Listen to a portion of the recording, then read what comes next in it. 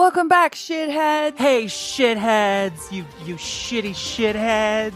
Welcome. It's us, captains of the Dumb Bitch Club. Yeah, I'm Nathan. I'm Katie, and we're here for a top secret episode where first I just want to give you another vagina update. Yes, indeed. Hotly requested.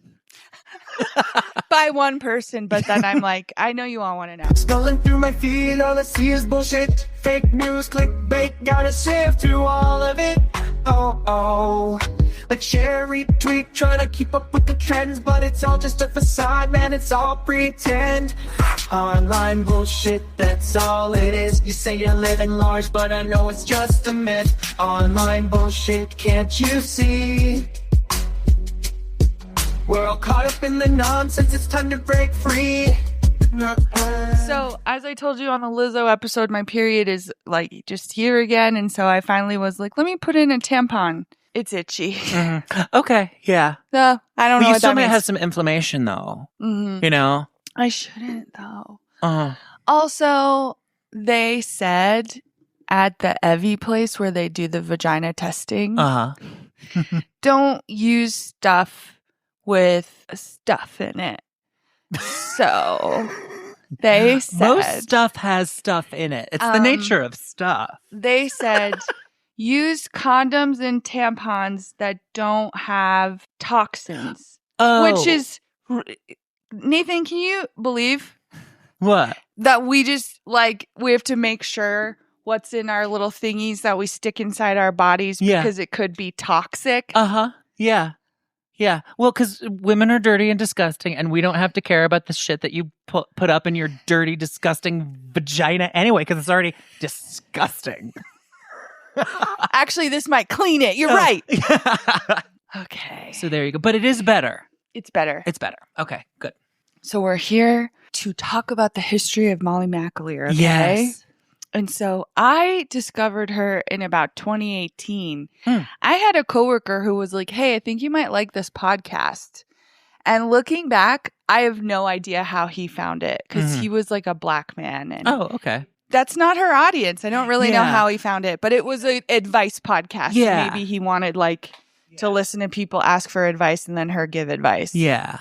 Everybody's surprising. I once met a black maintenance worker at an office I was working on. Yeah. Who was obsessed with Crime Junkie. You never would have guessed. Yeah, you just don't know. It's amazing. Yeah. So But Crime Junkie is it tops the charts. Inexplicably, if you ask me. Yeah, indeed. But Molly apparently has been online for years. She had a job. So I'm going to go back to the beginning. She had a job working for Defamer, which was an offshoot of Gawker. Yeah. I like Defamer. I like Gawker and Defamer. 2007. Yeah, that sounds about right. She'll talk about it sometimes now. Because she's just kind of always been on the internet. She used to start her podcast, Please Advise, with, hey guys, it's Molls. Because she was an early adopter of Twitter and she got the screen name Molls. And then she had it across all social medias. She doesn't have it for Blue Sky, I don't think, because she wasn't on top of it. But yeah. I was like, oh, so she's big on the internet. Every time I look at her follower count, though, it's not very high. Maybe it is on Twitter, and that's about it. Yeah. I mean, I think there are reasons for that. And they're not necessarily negative, but we can get into it as we get more into... Yeah. Yeah. So she, according to this article written on decoratedyouth.com... Okay. What is it, youth who have been through battles and have, lost a limb? 16... limbless, but is decorated, a war hero. We are recognizing the girl bosses. Exactly. And the pioneers of war. Yeah. 20 under 20 of war. Yeah. Yeah. So my understanding is she would make these vlogs that they would then publish on Defamer.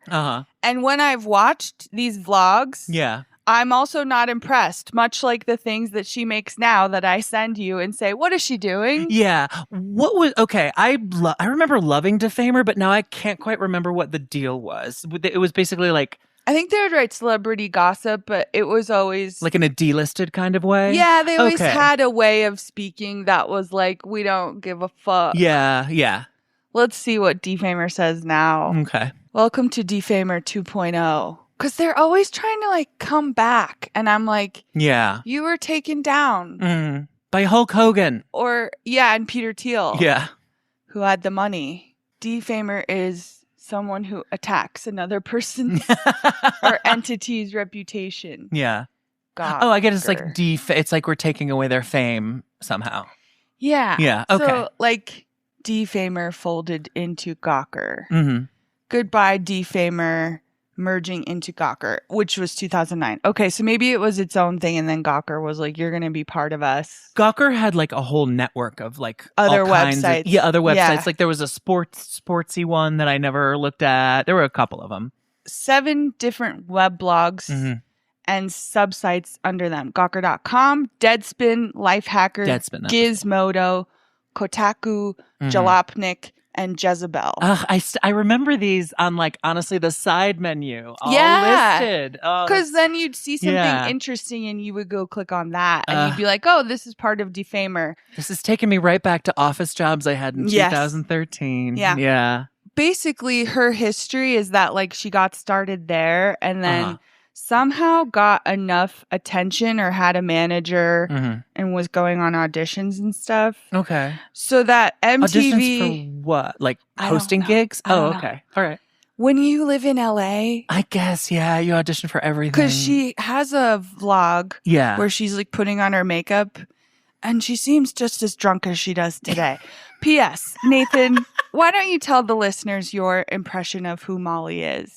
Because I'll send you clips and you always have like kind of the same thing to say. Yeah, she always just seems like sort of like drunk and reckless to me. It's like she waits until she's just drunk enough to be like, I want to be naughty on the internet. Yeah. And then she posts. And it's always weird. And it's always like sort of slurred. And she's always like always just not like Timber Sperry mess, but always just like a little bit of a mess. A little bit. So yeah, that is my. Actually, I have more impressions of Molls though because I have listened to like some of her podcasts, like on my own and with you, and I always I find her to be very smart and very engaging on podcasts. But you send me these TikToks where I'm like, why the fuck would you post this? It's insanity. But anyway, yeah, I know there was a recent one. We'll see if we can try to remember. But basically, she got enough attention around that time. Yeah. Okay, so I'm just going to quote from this article. Okay. Went to Boston College, moved to LA in 2006. She did a lot of improv, stand-up. When she moved to LA, she took a job at HBO working on their version of the Huffington Post called This Just In. She was putting in, not by their requests, 18-hour workdays to get ahead, so she had to push the stand-up comedy aside. In 2007, she moved to Defamer, where she had a daily video blogging series coupled with a personal blog that gained her a following. When she got laid off from Defamer, even though it was one of the hardest years of her life, she kept on pursuing freelancing gigs such as having a web show, being produced by Justine Bateman's company, logging tapes on reality shows, writing gossip columns for $7, doing random videography gigs, and getting a deal for an unscripted variety show with MTV. So, you know, like whenever they're looking for talent or trying to get stuff for like pilot season, there'll be these shows that like then my roommate when I was at MTV would work on. Oh, okay. And so we would see these shows come through and they might get pushed through or they might not. I remember like I did extra work once on a similar show. Like it was like a comedy show on VH1. Like, and like went to the shoot. We were supposed to be a bunch of gays dancing at a club. Did that. Never heard hide nor fucking hair of this again. Never. Don't even remember who the comic was. It's just, yeah. I mean, there's so much stuff that just never gets seen. And so you were gays dancing at a club, but who, or like, do you know what the kind of show it was? Was it like a sketch scripted? It was a sketch comedy show, but for this particular, this is how janky it was. Yeah. VH1. It was, I think it was supposed to be like a branding spot for Tom's shoes. Oh. But the thing is, like for the casting call, it was like, if you have Tom's shoes, Yeah. bring those. Uh-huh. They didn't have any. So it's like, even the place that the advertiser didn't even care to give them the product that they're supposed to be selling. That makes sense. It's insane. So, but yeah, there's a lot of that. So then, according to this article, like that variety show that she was working on was in limbo for a year and a half.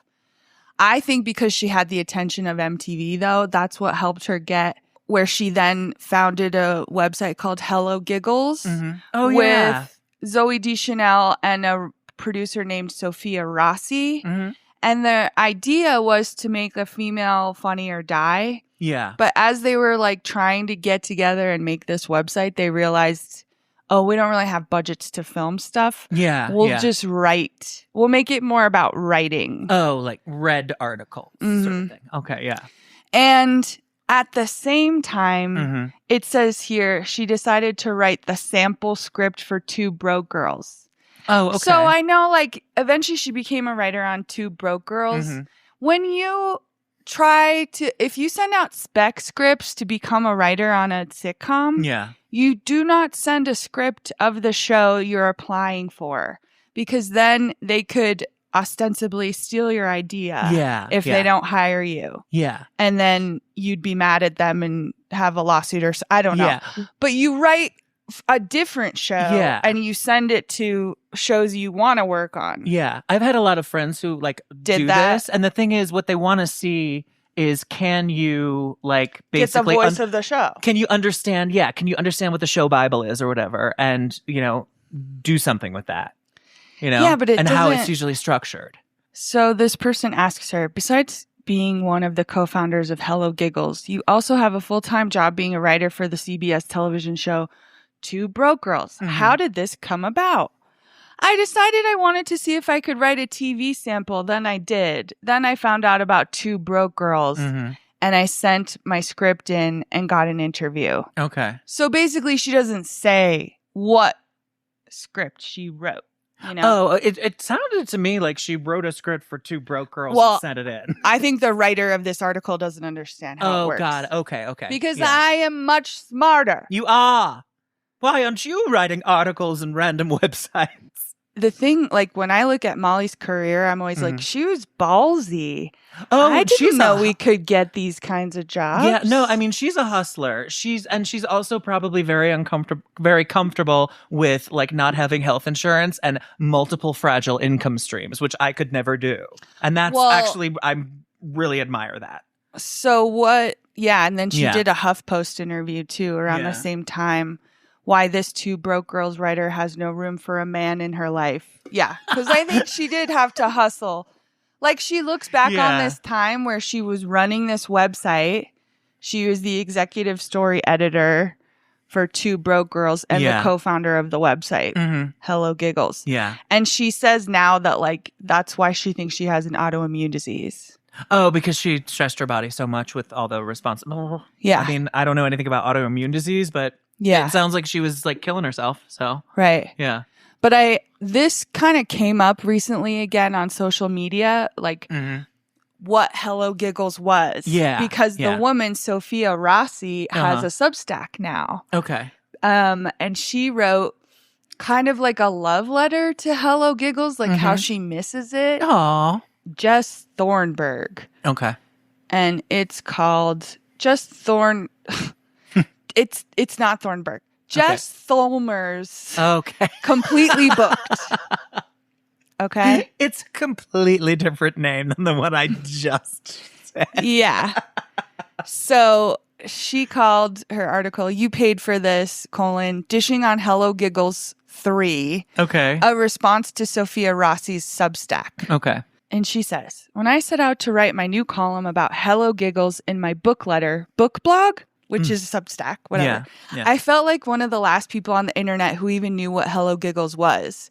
Even when Hello Giggles was a pretty big deal, it was hard to talk about. Not emotionally, but say Hello Giggles out loud. No one knew what you were trying to say. And even if someone was familiar with the website, it took saying Zoe Deschanel started it. Oh, okay. Yeah. Yeah, complete with millennial vocal uptick. Zoe Deschanel started it. to get them to understand what I was talking about.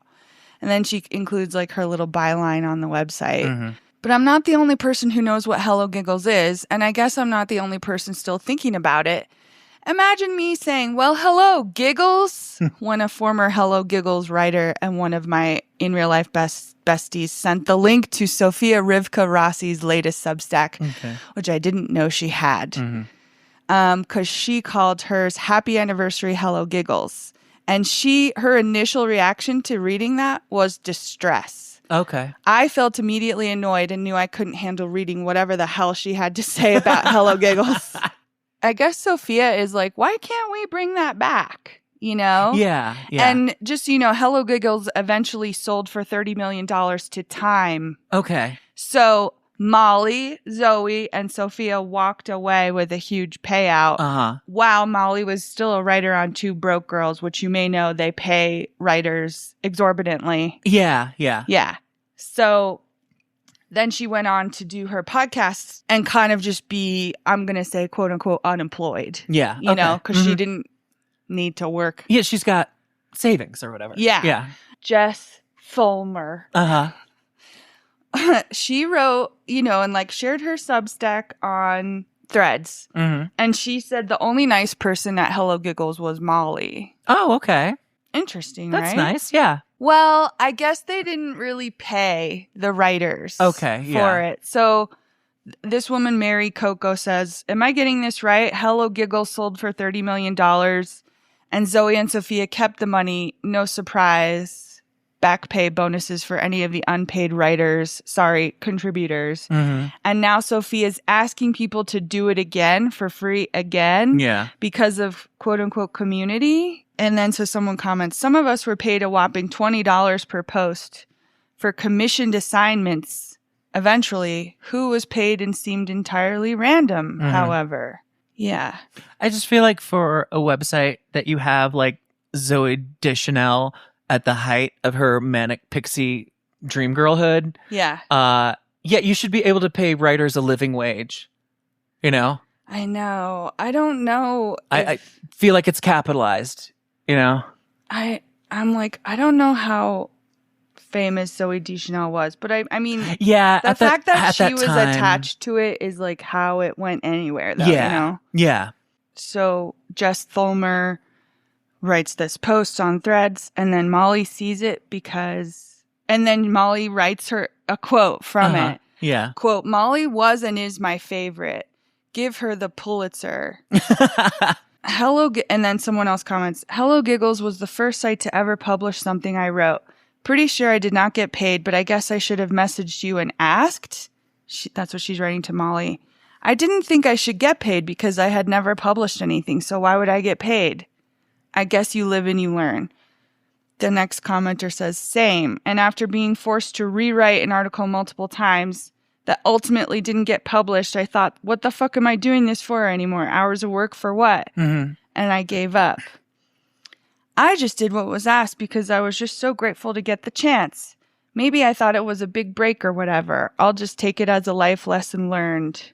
Yeah, that's interesting because it does. I mean, for me, it begs the question of when you are like a beginning sort of or aspiring creative person. Yeah. When you get your first opportunities, it's often like that. Like, you slog to get experience and stuff on your resume. And then eventually, hopefully, somebody pays you to do what you do. Yeah. And it's really hard to insist on payment when you're in competitive worlds like that. Because there is somebody who will do it for free and they're right over there. You know? Right. Yeah. So then Molly finally comments back. The only thing I could say in defense of this is that I had been paid in exposure for years on other things, and it worked for me. A lot of our writers went on to sell books and shows because of their talent and exposure/association.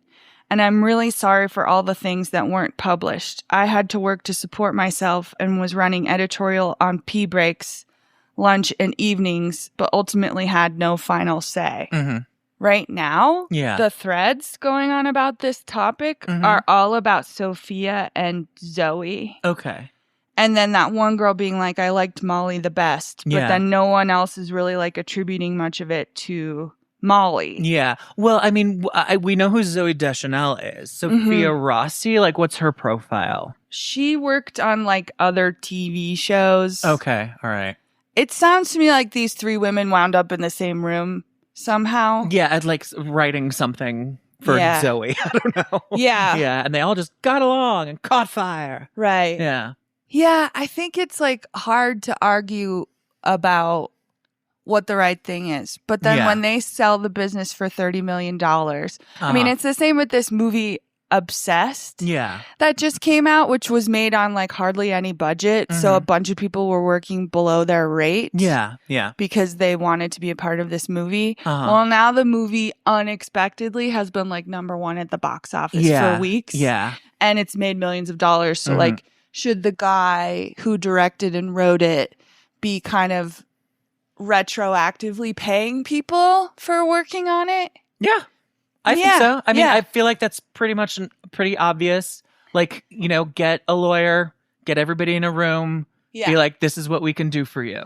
Well, the lady who did like set design wrote an article much like this and was like, what do we do when something like this happens? Yeah. And then if you think about it, are people going to look at this woman as being a complainer in the future for writing this and like bringing awareness to like, this is how this is working and everyone's enjoying this movie across the country? I mean, yes, there will absolutely be people who look at her as a complainer. And there will be some people in the business. I don't think that'll be everybody. I don't think her like coming forward like that is going to destroy her. Okay. But yeah, definitely some people are going to be like, well, you know, you should have known, or whatever the assholes say.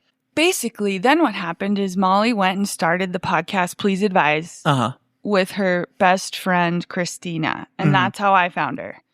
I didn't realize at the time that then she made another podcast called Emotionally Broken Psychos. And she sounds totally up my alley. Yeah. so they would watch like reality TV and then talk about like what's going on in people's heads. Perfect. Right? Then I don't have to watch the show, but I can listen to them get made fun of for their psychological problems. Yeah. Heaven. And then Molly kind of started gathering up people from, it seems like, from her Facebook fan group, mining talent out of there. Do you want to come have a podcast underneath me? Yeah. So one of those people was Troy McKeady from Beyond the Blinds. Okay. Yes. All right. I think we talked a little bit about this before. I remember there was drama around this, and there was a long. So we're going to go into that. Okay, good. So one was Troy, one was Liz Bentley, who had a podcast with Molly about Teen Mom. Yeah. Troy's podcast was called first The Smush Room, where he would talk about celebrity relationships. Yeah. And then he changed the name for some reason to Dunzo. And it was the same that's thing. what I've heard it as. Yeah. Dunzo. I don't know why the name changed. Then another person associated with Molly was Ryan Bailey, who's now a big podcaster, and Cara Berry. They had a podcast together called Realizing Stuff. Because that's awesome. There was this quote of Kylie Jenner's, I'll find the clip, where she's like, this is just a year of like realizing stuff. Like, I feel like, you know, I'm like growing up and maturing and just realizing stuff. Good for her. Yeah. But then like those two had a falling out and they don't work together anymore. Okay. Oh my God. And I was talking with my other podcaster friends right now about, remember when I brought up the guy from Bravo whose nudes got leaked? Yes. And how vaguely. a guy went on his podcast and body shamed him? Yes. That's Ryan Bailey. Okay. And Ryan Bailey has gotten called out for being kind of weird like that before. So there's rumors on the internet about why he and Cara had a falling out. And is he a creepy guy who hits on his listeners? Oh, I see. There is speculation. Look into it. It's juicy. alleged. Yeah. Alleged speculation. Yes. It's juicy. So eventually something happens in the Facebook group for Emotionally Broken Psychos. It's always the Facebook group. I know. We should just ban it. It's like it's a toxic sludge pile. Our listeners should know that's why we don't have a Facebook group. It was discussed on Reddit, and I've also talked to one of the shitheads about it. Okay. And so I'll tell you what I know, which is, if I remember correctly, there was some kind of drama with the Facebook group and it imploded. Okay. And like Molly will talk about it sometimes and be like, she can't get into her Facebook account anymore. Oh, God. But I think like a bunch of people reported her. Like they were all really mad. Okay. The fans. Yeah. The rumor on this site on Reddit Mm-hmm. was there was some discussion about baby hairs, which Okay. is kind of a thing that people of color will accentuate around their hairline. Yeah, no, they're sort of like curly and they Ice Spice. Yeah. She's big in the baby hairs. Yeah. Okay. And it's like that's who does it, like J-Lo does it. Yeah. A lot of people do it. And I guess like some white people were saying like, well, why can't I have baby hairs or something? Yeah, and then yeah. Molly defended the white people. So then Okay. people were like, you're being tone deaf. Yeah. And it was kind of as silly as that. Uh-huh. Or whatever. Yeah. Like it says here, I was in the EBP Facebook group when it imploded. Molly is an insufferable asshole and always has been. Okay. Yeah, and people are bringing I mean, I'm it not up. going to say no. Yeah. Yeah. People are bringing it up because of what went down with Troy, and then they were bringing it up again. Okay. Yeah. Like, I wish I had screenshots of that Facebook group. It sounds like so much went down. The baby hair scandal of 2000 whatever.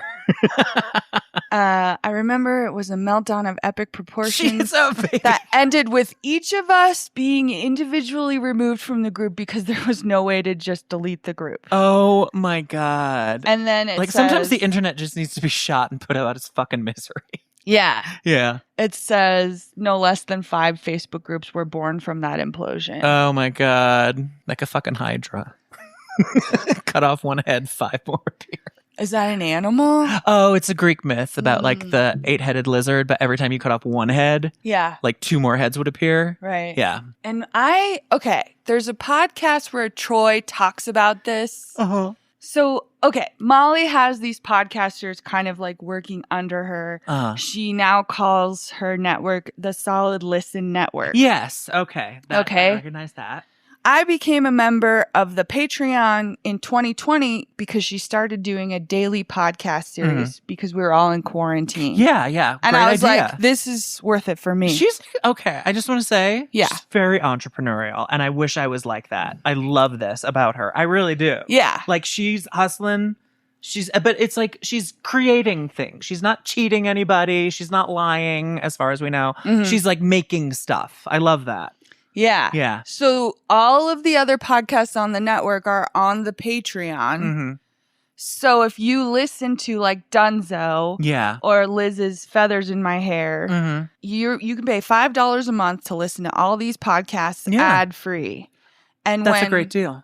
After Troy started Beyond the Blinds, he stopped making Dunzo quite as much, and everyone every once in a while will be like, when are you going to make Dunzo again? Yeah. Yeah. And so he finally made the decision that he was going to leave the network with Molly. Okay. And he made a podcast announcing his departure where he said he does not get any of the money from the Patreon. Okay. Oh, all right. And that's what it seems like with the discussion afterwards. That's what Molly didn't want anyone to know. Okay. Yeah. Okay? Yeah. And so she said, we will not be posting your episode. Okay. Yeah. So then he took the episode he recorded and he posted it on Instagram. Okay. All right. Then she released private emails between them Yes. on her Patreon Mm-hmm. that then brought Liz into the conversation. So then Liz was upset. Why is my name being brought up in this drama? Yeah. So then Troy Yeah. released the emails on his Instagram too. Yeah. It's like a little obsessed fest drama. Yeah. I love it. Yeah. So where should we begin? She released emails that unfortunately she then deleted. Okay. But this post that's on Reddit, we can still see the emails that Troy released. Okay. Do you want to just listen to his little mini podcast first? I'd love to. Yeah. Okay. Yeah. Let's do that. Welcome to Dunzo. This is a podcast that explores hookups and breakups of famous lovers and friends, both real and fake, and all the discarded pop culture of yesteryear. I'm your host, Troy McEady. I like the 80s vibe. Wouldn't it be funny if I opened the episode and just didn't address where I've been? I didn't talk about anything. I just went straight into an extremely emotional Barbra Streisand moment. Like a full out belting from my diaphragm, like just a guttural. Instead of talking about it, Troy, just do it and see what happens. He is, yeah. A guttural moment where I'm crying, singing, and then nothing else. I'd love it. One could almost say that I have, in fact, been jeeping. You could say, if you really think about it, I've been jeeping. Cheating. In all seriousness, Okay. before we get into That's what any... it means, I think. Now, in typical Troy fashion, I'm going to contradict everything that I just said because it's like very me. Was this show a huge workload and a huge burden? Yes, it was. I mean, I'm not going to say that the workload had absolutely nothing to do with why I initially wanted to take a break from Dunzo. I was going to say that when you first told me he went from Dunzo and started concentrating on Beyond the Blinds. I'm like, yeah, because Beyond the Blinds, you just read what other people wrote. Oh, right. Yeah, I was just like, it's because it's easier. It's easier and probably just like more profitable. I haven't listened to Beyond the Blinds in years. Yeah. But they'll be like, yeah, we found blind items from all over the internet. And I'm like, no, you didn't. You're It's just just reading NT Lawyer, No. Crazy Days and Nights. Yeah. And what's funny about this podcast drama, like them talking about it in real time on Reddit, is that then a lot of people are like, God, I fucking hate Beyond the Blinds. Yes. And that's what Nathan I get a lot knew. of that. Nathan knew that I was a listener because I like the tea, but that I truly was annoyed by the way the podcast is produced. Yeah. It's literally just them being like, I did a search and I pulled all the blind items with this person's name in it. And then we read them to each other and we're bad at reading. Yeah. Yes, and bad we at reading. don't really elaborate. Yeah. Like, I think finally people were like, we do want to hear your thoughts and opinions. And now they know that, like, they can do other stuff besides just reading blind items. It's just amazing to me how big you can get by doing virtually nothing. Absolutely. Which, you know, Absolute shout out facts. to us. Yeah. We do nothing. No, I refuse. I know. I refuse. We do not do nothing. We have full-time jobs. Yeah. We teach. We do. We have social lives. Whenever we have less episodes, it's because we're teaching improv. Probably. No, seriously. Yeah. You know, or we're sick, you know? Yeah. But, like, this is not our full-time thing. So I think in that sense, Yeah. we get a lot done. Right. Yeah. The thing is that then when Troy, like, became successful at Beyond the Blinds, I did think he got lazier. Yeah. But I think this is an explanation because he was like, oh, I can make money. Why would I keep working for Molly for virtually free? Yeah. You know? Yeah. When she's raking in money from all these other people. I mean, isn't this the old story about all of these things when anybody is attached to, like, a network of any kind? Yeah, it's like, well, why am I not seeing more? Yeah, why am I not seeing more from the network for this if it's like a runaway success? You know, and that usually has to do with, like, you kind of have, I imagine, like a pretty strict contract that sort of is already dictating what you're going to get from it. And so in order to, like, claim some of that success, you got to get lawyers involved, I'm assuming. I know. Yeah. So that's expensive. If you don't have the money that your podcast is making, you can't afford to sue. Right. You know, it's a catch-22. Right. Yeah. So let's keep listening. Okay. Yeah. Really, I felt like I painted myself into a corner with the amount of research that I had established would go into an episode. That's true. Yeah. And then that became the thing that people just sort of assumed that this podcast would be for a long time. So I felt this pressure to deliver that every week. Gotta lower those expectations. Like a college essay as a podcast episode. But the thing for me was that I never cared about that. I don't know about that. I liked I don't know doing if I believe this that. show so much. Are you Lizzo? And- You never cared about success, but Yeah. you wanted it desperately. Right. Same thing. Right. Yeah. And the stuff that I was researching was so fun for me. You know what I mean? Like, it's the kind of stuff that I would be in bed looking up anyway. And even outside of the pop culture stuff, I mean, the stuff that I talk to you guys about is so deeply personal that at a certain point, Dunzo just became my spine.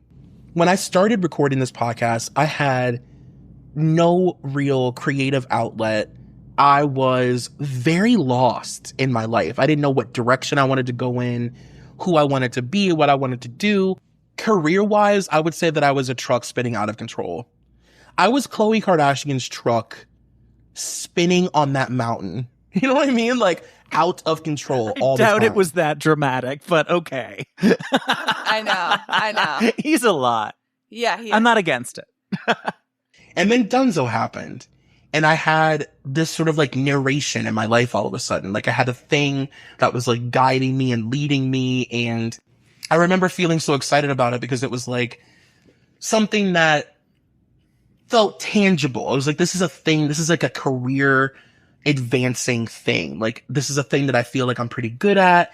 And if I work really hard at it, maybe I can like make this my life, you know? And just like, I don't know if anybody listening to this can relate, but just the idea of having something every week that you can count on that feels positive, like, that feels really good. No, it's just as I was listening to this, I realized how long it's been since we've done an episode together. Whereas, because as I'm listening, I'm like, I'm just automatically like trying to suss out the lie. You know, where's the lie? Where's the delusion? Where's the exaggeration? And I'm like, oh, he's being honest. And we haven't listened to that in a while, because usually somebody's like delusional or a fucking liar. Or like, you know? trying to make themselves sound good. Yeah, yeah. Right. Yeah. And I mean, he's definitely like, he's got like a self-promotion vibe, but it doesn't seem like a dishonest one. It's just like, it is a part of like the millennial generation where you guys are just constantly fucking reciting your resume and you don't know why, you know? So true. Yeah.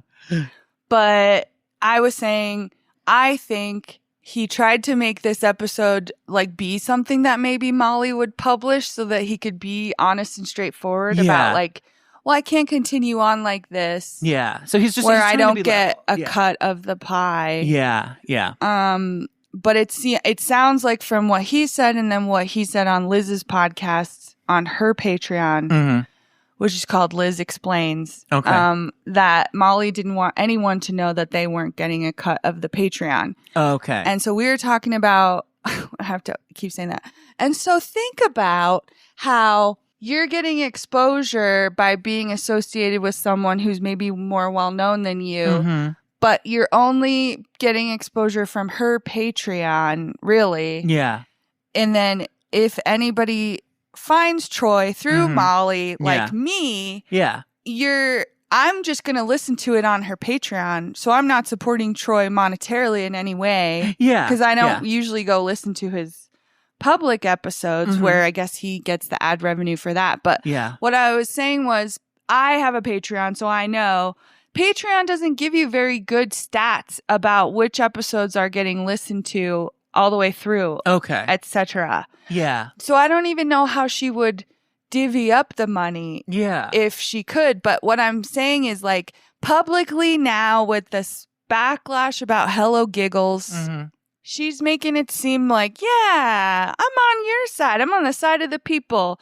When now we know that Troy and Liz and other people have left her network. Yeah. And she has a slew of new podcasters who I'm assuming are under the same kind of deal. Took this same business model from Hello Giggles and is using it for her podcast network now. Yeah. And I was a listener a few years ago. This is when I had the podcast with Erin. And she put out like a request for new talent. And she wanted to develop podcasts with new people. Okay. And then she started a couple new podcasts. Yeah. And so there's one on there that's called Oh Malort. And it's I heard about of that one. the history of Chicago. Yeah. Really? I had never listened to it, but it's popped up in my feed for like Apple Podcasts or whatever. I just hate it. Oh, really? Because I'm not interested. The woman has like a weird voice. Yeah. Have you ever drank Malort though? No. It's supposed to be like this thing when you go to Chicago that Yeah. natives like make you drink, and it's disgusting. Yeah. But I love it. Really? I was like, I love sour shit, like sour and vinegary. So I was That's like, what give me it another is. one. This is delicious. They have it Yeah. at Skylark. That's one of our local bars. I saw it. Yeah. And yeah. I was like, oh, I didn't know it was so readily available here. Yeah, no, I love a drink where it feels like I've puked in my mouth and I'm swallowing it back down. Seriously. Let everyone know. Give me some. Nathan loves that. Yes, give me some suggestions for drinks that will make me feel that. Thank you. Yeah. Yeah. Put them in the comments. Yep. Anyways, so I want to read these emails. Okay. And these are from to and from. Hi, Troy. Yeah. Okay. So this is what Troy posted because I don't know if I could find what Molly posted. But Mhm. according to Troy and Liz, Molly started this beef Okay. essentially publicly because she was gonna post. She thought she was gonna post the last episode of Dunzo, Yeah. and then she listened to it. Okay. And that's what this says. And I don't know what she posted, but Troy was like, no, I'm going to post. I'm being told my private emails with Molly were released on Solid Listen's Patreon Okay. today. Since I'm not ashamed of anything, I said I'll go ahead and post them too. Okay, so I'm assuming the same things were posted. Okay. And then he writes like, enjoy the mess, ladies. Yeah. One thing I do want to say though, just Okay. as we get into it, my big question is, Yeah, because my first reaction is, it's Molly's network. I know. She can put whatever, if he's going to put something on, if she's going to put something on her network that is going to be trashing her and her network, I think she has a right not to put it on there. I know, right? Yeah. Yeah. I mean, that's just my first take, but who knows? Okay, let's read it and see what we Okay. think. Yeah, let's read. Hi, Troy. Nicole, who's the quote-unquote producer, Got it. got to know Nicole in 2020 because Oh, yeah? she became the co-host of the daily episode Quarantinis. Mhm. And she was just like a boring lady Yeah. who seemed to be there so that Molly could have somebody to talk to. Yeah. Not everybody needs to be on a podcast, guys. That's the Yeah. thing. Yeah. She would have these replies to Molly or like say things and then like laugh immediately after. And I'd be like, oh, she's so uncomfortable being Mhm. here. Yeah. Yeah. Anyways, that's Nicole. Nicole and I listened to your finale episode this morning. We will not be airing it. You had the option to make money on the Patreon for a couple years now. Oh, Ooh, she's okay. saying the opposite. Yeah. You chose not to. Okay. The only thing we share of yours are your episodes that are free to the public. Oh, she's like, you could have made Patreon only episodes. Okay. But then if they're on her. Here, listen. Okay. Out of the 52 weeks in the year 2022, you delivered 27 episodes, 2 of which were airings of archives. That's about 2 podcasts a month. Great podcast, but obviously the lack of consistency affects the bottom line, which to me sounds like she's saying if you only make 27 episodes, you don't have as much ad revenue from the main feed. Yeah. Yeah. Okay. Then she says, we make $2,700 a month on Patreon, as I disclosed to you over the summer. That has not changed. We can provide screenshots if necessary. Yeah. You do have control of the back end. It's Megaphone. I guess these are the things he said in his episode. Okay. There's no other back end. Mhm. Your Megaphone account within our network had you listed as a producer on your show, which meant you have full access to your episodes, reports, etc. Dunzo consistently drew more ad money than any other show except Mother May I Sleep With podcast, which is her other podcast about Lifetime movies. Which is the one I've listened to and the one Okay. I like because it's about a Lifetime movie. Yeah. So I'm like, I enjoy it. I just remember once on one of Molly's episodes, she gets super obsessed with the dish pattern in one of the episodes. And I'm like, what the fuck is going on?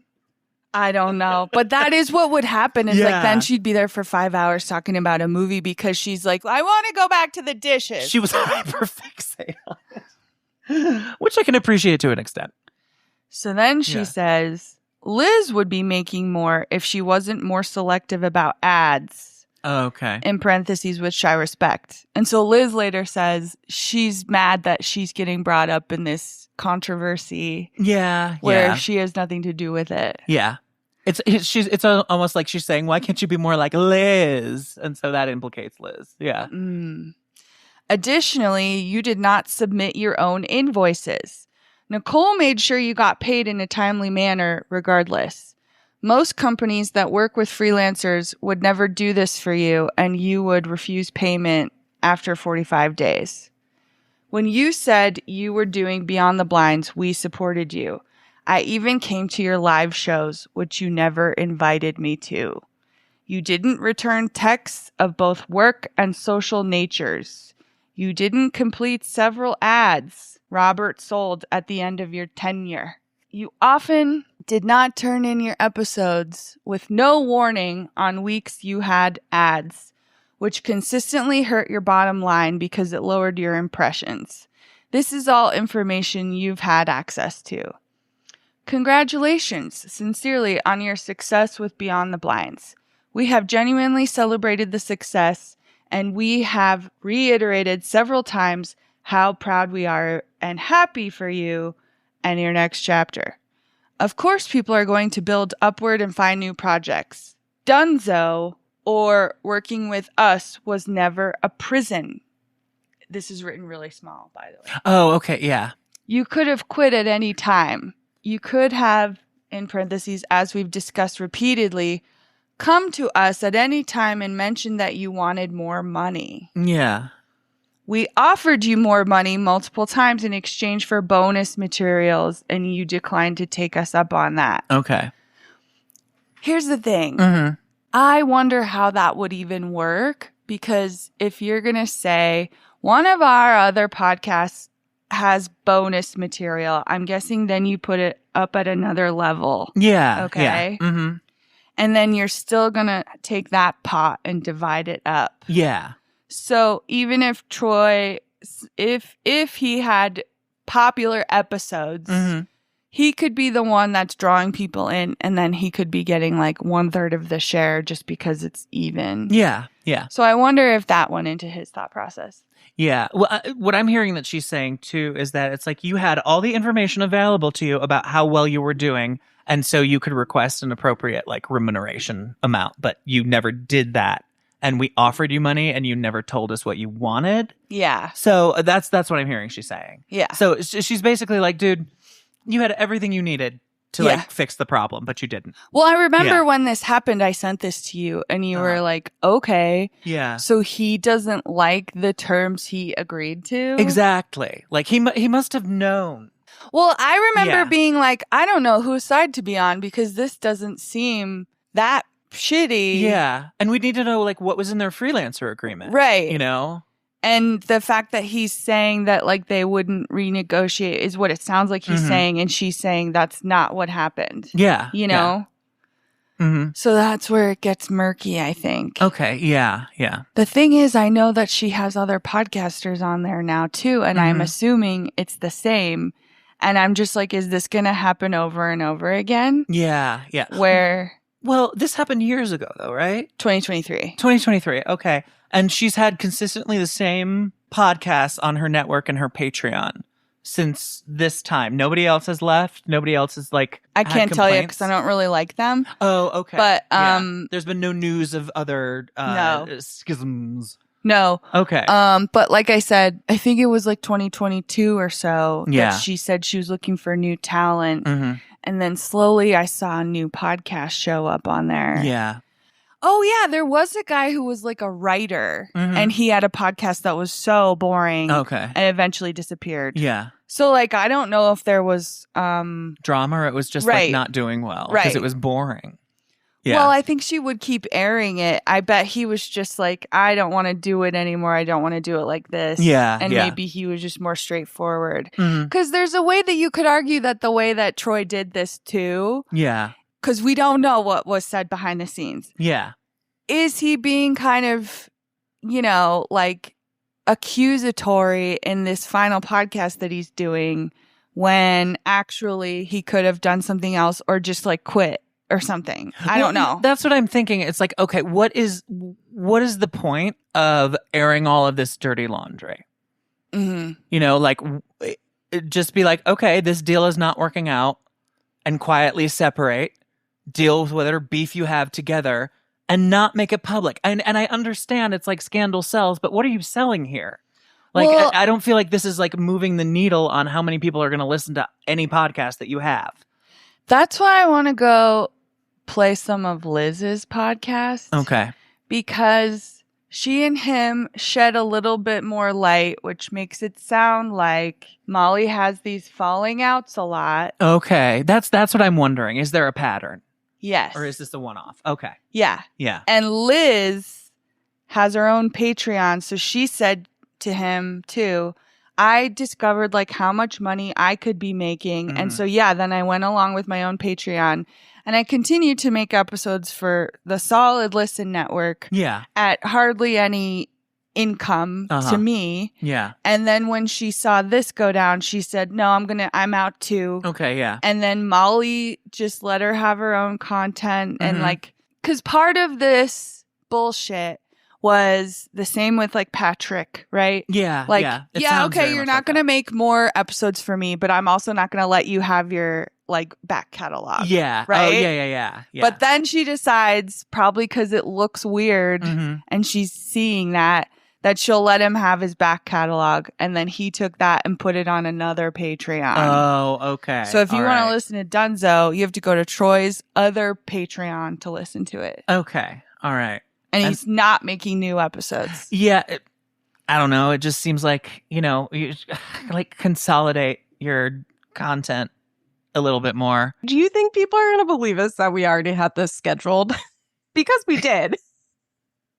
Listen, the one thing that you know about Liz and I is that we're not we aren't the lying girls, okay? We truly had this scheduled for a while. Yeah, like I think like So 3 is it- weeks ago, I was like, after the last tell-all airs, you're gonna come on. And then last week I was like, last tell-all's airing, we're recording next week. And Yes. then the world kind of our world kind of blew up. Drama that I experienced on Sunday like truly made me feel sick. I woke up on Monday feeling hungover, like physically hungover. I have cried about this. Like, it has not been fun in any way. Like, this isn't fun drama for me. And the last thing that I want is to, like, kick up more of it. But also, like, I feel comfortable sharing my truth because I know my side of the street is clean. Yeah, I think that's where you and I align is like I don't have you and I have nothing to hide, like Yeah. whatsoever. So I'm happy to talk about it, but it's the stress of the situation and that feeling of like not knowing how much more it can ignite on the other end, like when you don't want it, when it Yeah. feels like it's like a dead horse. Like I especially because like in my spirit, it's been something that I've been wanting to deal with for so long. Yeah. So to everybody else, it feels new, but to me, it's like finally, I feel Yeah. free. Like, I feel a weight lifted. So it's a lot of emotion. Yeah, I would say that if you know, there were 2 times in the past that I really considered leaving. And the reason that I didn't is because I've essentially existed as an independent podcast.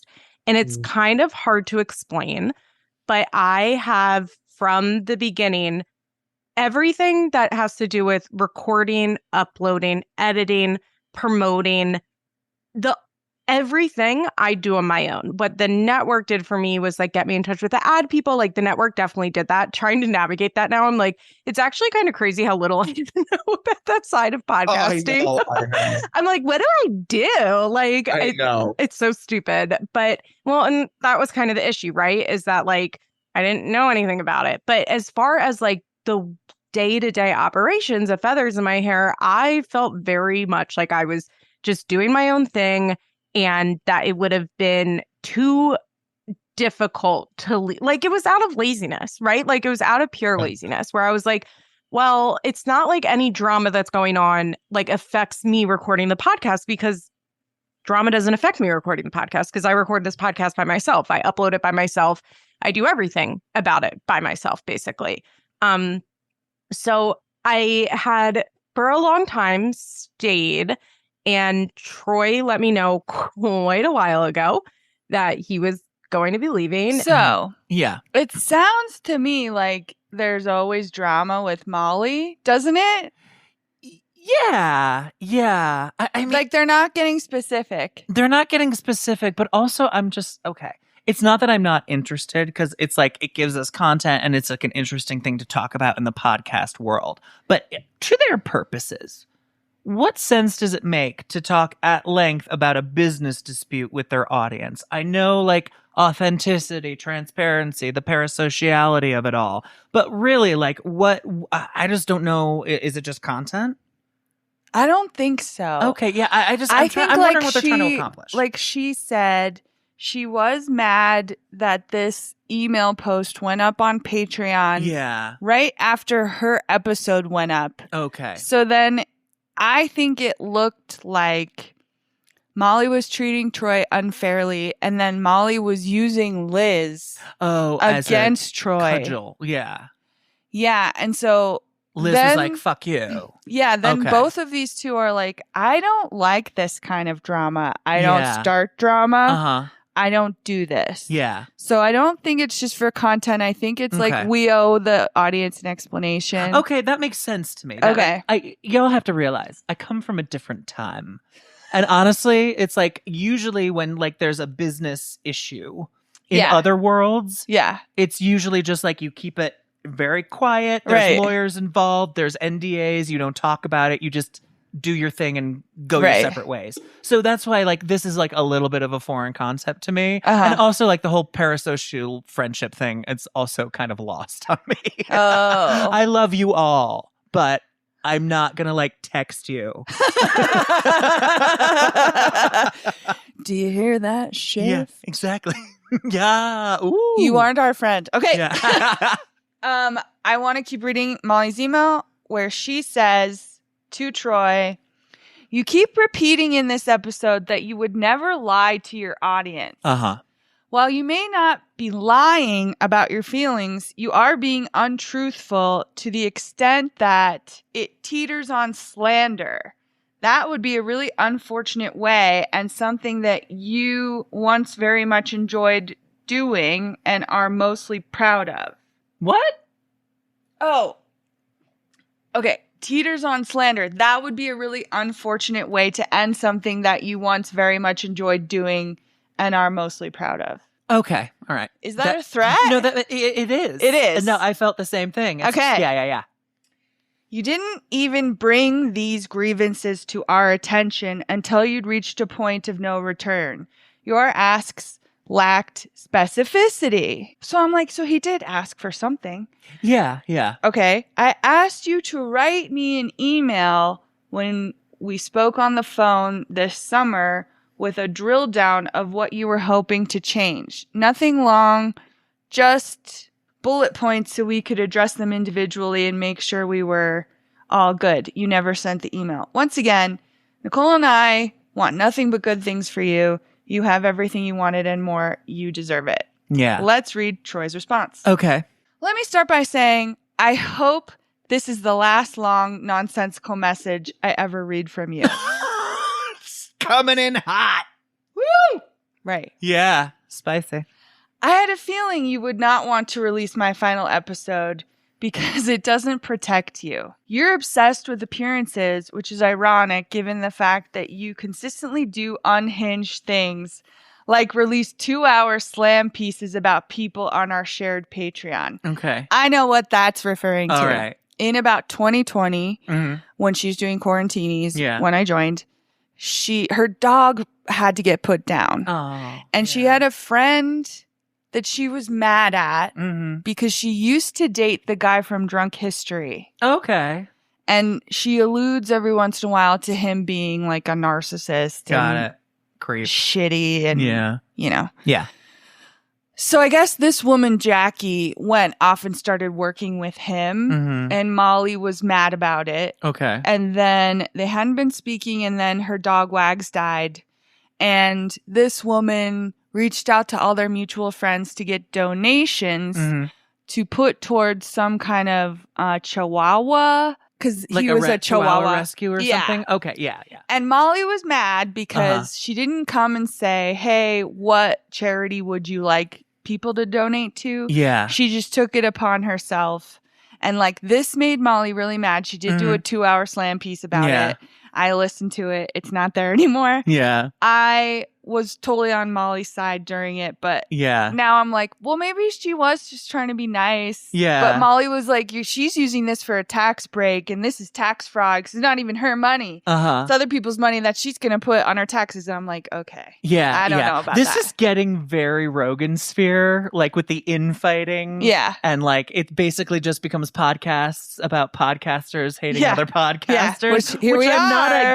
against. But to what end? Anyway, yeah. But she also put that on her Patreon and then posted about it on Twitter and said, hey, I hate this woman, Jackie. If you want to know why, join my Patreon. Yeah. Like, I mean, which I sort of understand. Like, that's a carrot and hello, stick. here we are. Yeah. We're doing the same thing, but we don't know Molly. I get it, but also like she was there trying to get money. I don't know, whatever. Okay. Yeah. And Troy is like, this is our shared Patreon. I'm like, that's true. That is something. Yeah. I Go. just keep on going back to what Molly said about what, like, the email Yeah. and the access that he had to the data.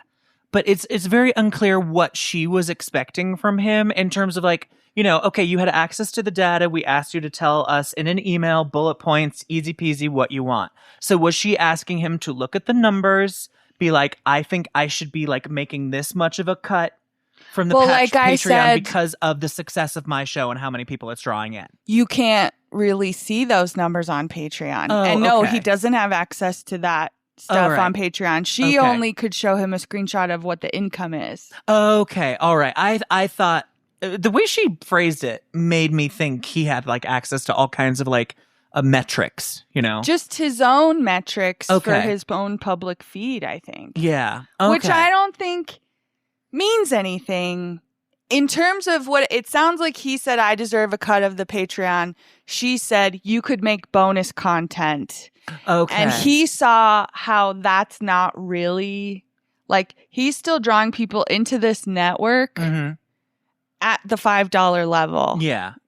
I'm just going to interpret what she's saying as like if he made bonus content, she'd probably put it at the $10 level.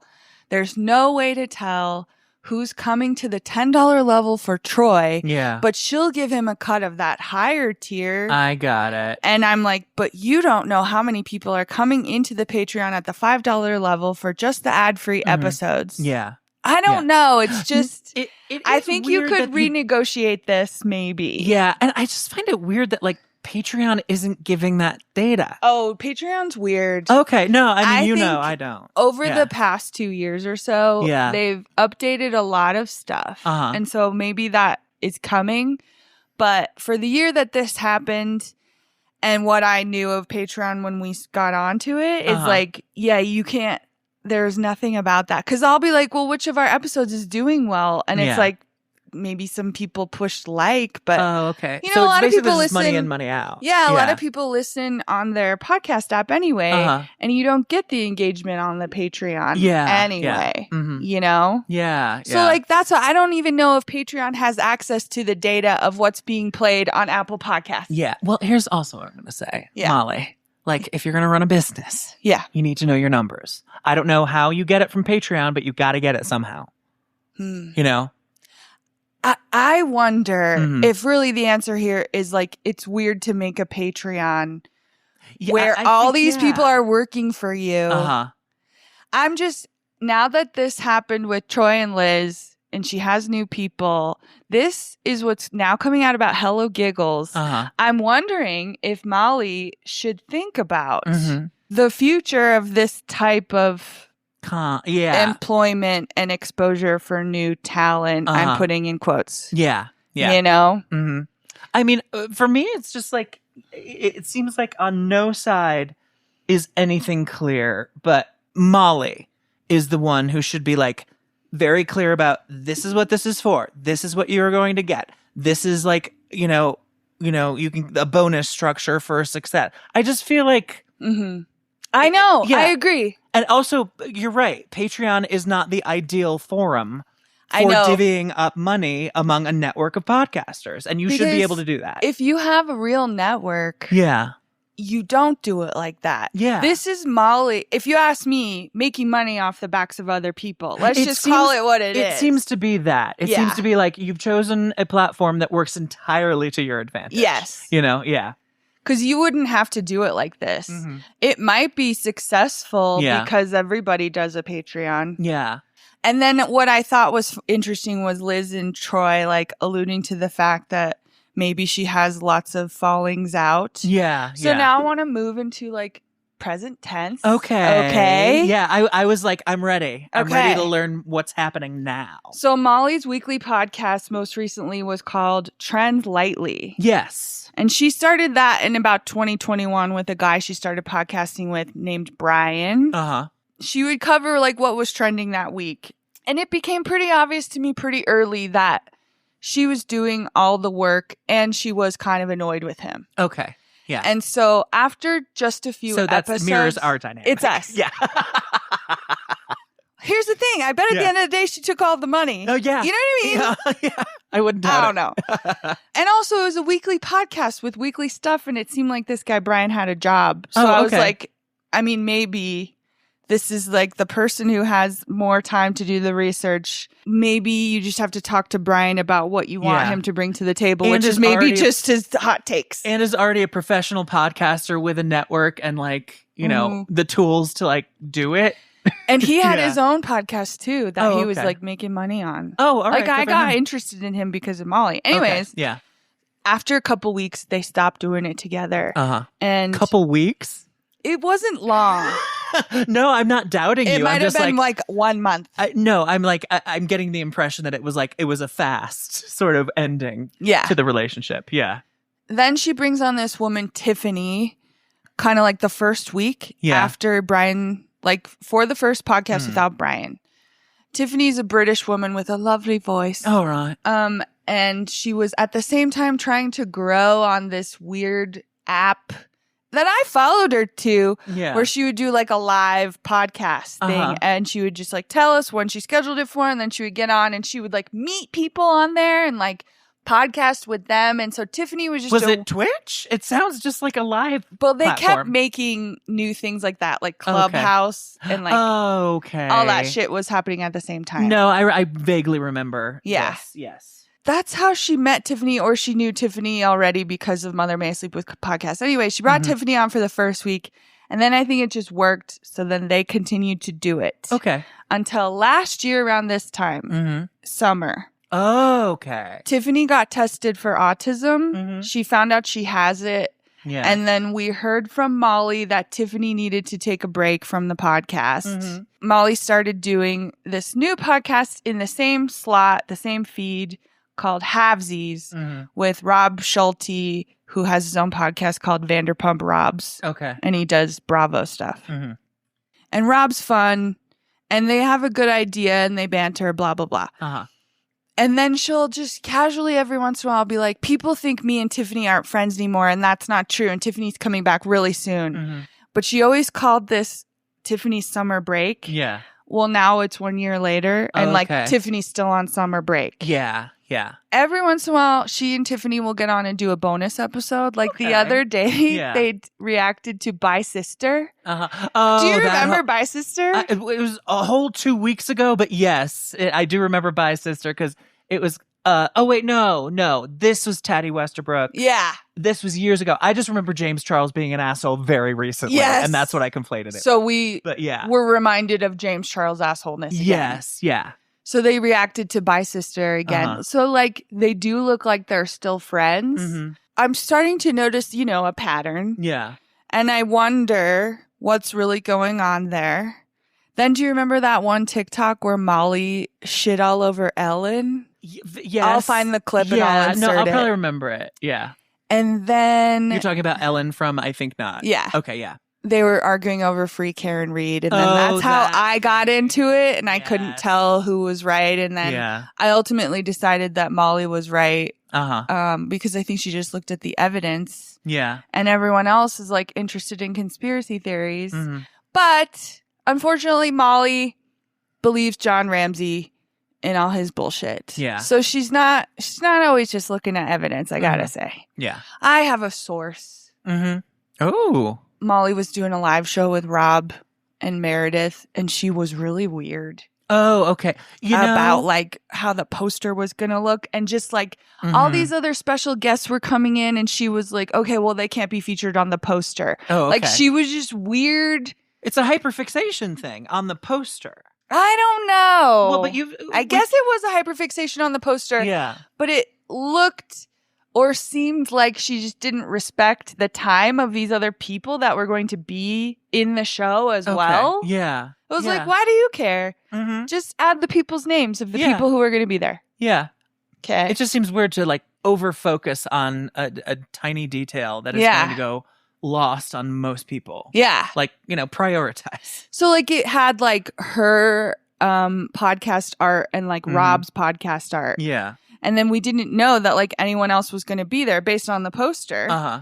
And then something weird is like she seems to have gotten really into TikTok live, and Yeah. she'll still say, "Hi, I'm Molly from the Trend Lately podcast." And I'm Mhm. like, Molly, the Trend Lately podcast doesn't exist anymore. Oh, that's interesting. So like, Okay. why are you Is it because saying that? was that like her biggest audience? So she feels like more people will know about that than anything? I think she's just too lazy to change the copy for what Oh. she used to write for her TikTok lives. Yeah. Yeah. Now I've noticed on her Patreon with her episodes Yeah. a great decline Okay. in content And quality. style. Okay. Okay, because we record on Riverside Uh-huh. if we have a third person, or it's a weeknight, or we're too lazy to get together and we Yeah. don't want to take a shower. Uh-huh. Yeah. Right?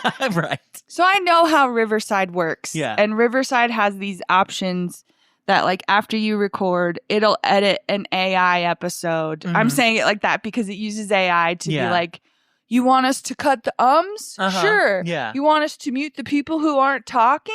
Mhm. Yeah. Well, Yeah. it fucks it up. It Yeah. like it can't like a person still has to go through and fix that if you want it edited by AI. Yeah. Otherwise, you can do no editing, or you can go in and edit yourself so that people's words aren't being cut off. Okay, Because yeah. frequently during her podcast with Rob, it'll go, it'll be the first half of an Okay. or the second half of the and Okay. it's like it's fucked up, and I'm Yeah. like, okay, it looks like she doesn't have the editor that she used to have anymore. Oh, I get it. Okay, so it's a quality of the recording you're talking about right now. It's she has it do an automatic edit, and Yeah. she doesn't check it. Okay, Where got she it. used to have an editor, and she Yeah. would shout her out. She'd be like, "Hey, Jean Marie." Mm-hmm. Oh, okay. So yeah. I think Jean Marie's gone. All right.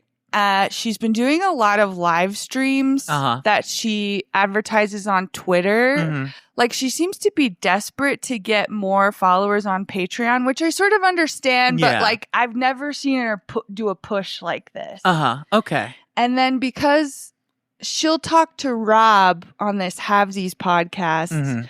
as if they're actually partners, Yeah. I wonder if it's Oh. because she has to split the money with Rob, Okay, yeah. because now it's Yeah. not all hers. Well, also, I think You know what I mean? Maybe Rob is a better businessman than she's ever Yes. worked with. And he's like, I got a lawyer. Here's a contract. This is what I get. Yeah. Which is the way it should be. So Yeah. I said, hey, it seems like Molly's editing is like really shitty. Like she should just Yeah. turn off the AI. Uh-huh. Uh-huh. I had someone tell someone that could tell Yeah. Rob. Mm-hmm. And the response was, Molly doesn't care. Yeah. Okay. Yeah. Yeah. I mean, honestly, if she thinks it doesn't make a difference to her bottom line, if Molly is seeing that it's like, oh, whether I edit it beautifully or not, it makes no fucking difference. Yeah. But I was talking to Yeah. one of the shitheads, shout Uh-huh. out, All right. Hey. and she was like, lately I can't listen to any of her content. Because of the She auditory didn't- distractions and stuff. Complain about that. Yeah. Okay. Oh. But okay, there's this comment on Reddit that I think is relevant. Okay. And it's a comment from 2023-ish. Mm-hmm. but it's like it's become more and more relevant every day. Okay. Right? Yeah. After the implosion of the Emotionally Broken Psychos Facebook, Yeah. it seemed like Molly took her money that she made from Hello Giggles and Two Broke Girls, and she bought a house, and she became more and more isolated. Yeah. Yeah. I mean, all we see is her alone and then doing these podcasts with like people long distance, blah, blah, blah. And they were like, it just looks like she's more and more isolated and declining into her own mental health issues. Okay. Yeah. Well, and she's smoking weed all the time. Yeah. I'm just like we said, she slurs. Everything you send me. Yes. Like, I'm always like, how drunk is she today? I know. I mean, I don't know anything about her But status I listen with that, but she just seems fucked up. I listen to Pot Psychology, where the whole premise is that they get together and smoke weed and then do a podcast. Yeah. And every once in a while, they'll forget what they're talking about. They'll lose their train of thought. But they don't slur. Yeah, exact. That's why and I'm like, go off she's on weird tangents. She's crossfaded, I would say. We don't know. I guess we don't. Allegedly. Do you know people who kind of like get on a lot of medications like on the daily? Here's the you know what it is? Okay, let's go back to this. Maybe it's that she says she has this autoimmune disease. Okay. She has alluded to it maybe being fibromyalgia. Okay. I could see that being I'm in pain all the time. Yeah, and that I often comes with depression as well. Okay. Yeah, it's often comorbid. Yeah. As far as I know. Yeah, I guess I just, with these revelations about Hello Giggles and the podcast network, I don't know. I just wonder if any of those other people on the podcast network are going to have a similar issue in the future. You know, she's going to need to reevaluate how this. Yeah. No, but you're right to point. It's very interesting that this Patreon thing seems not to be, I wonder if her putting everything on Patreon is by design. Yeah. Yeah.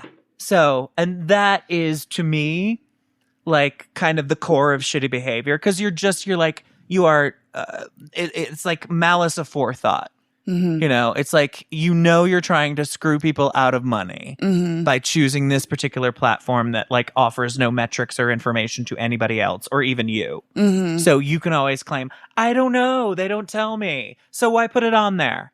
You know, it's very sus. At some point, she was writing a spec script or a pilot or something. Yeah. You know, and then we found, like, nothing happened with it, didn't get picked up. I'm just kind of like, you're using this as your main income. Yeah.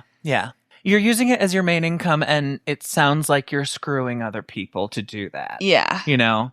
And it's like, I understand, it's desperate times for us all, but that still doesn't give you a right to, like, not give people the money to which they are entitled. Yeah. Yeah. And, you know, she's interesting to watch, I guess.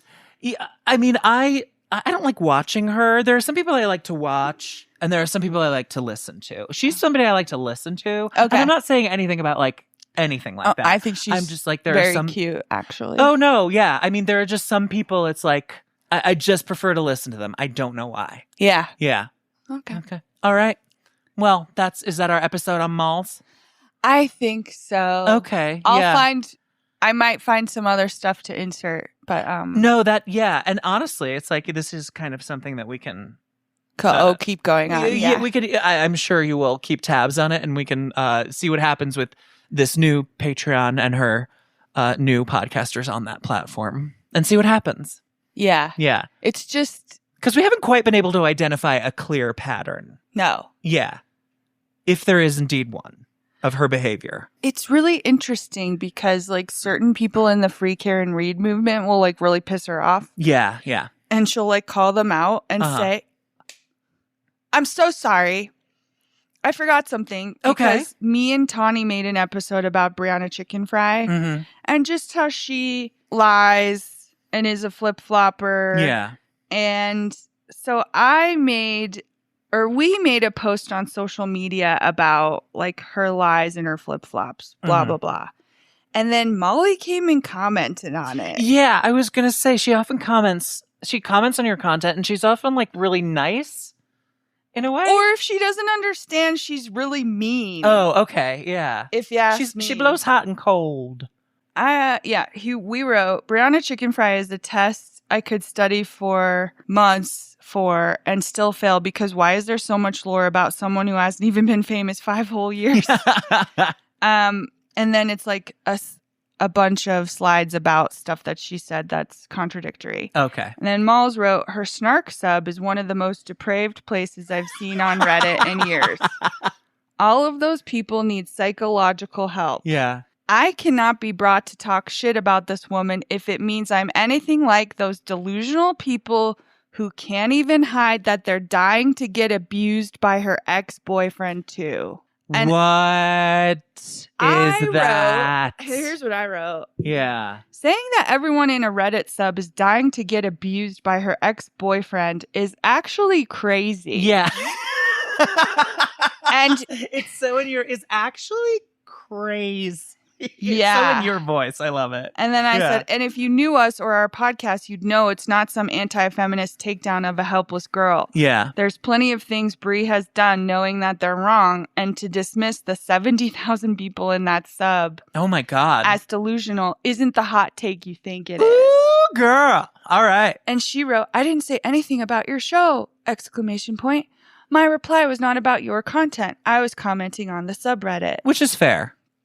Yeah. Yeah. Brianna is problematic, but anytime I've gone in there, it's mostly people minimizing or trying to discredit her experience in that relationship she flip-flops about. And so Okay. maybe he is an abusive dude, Mm-hmm.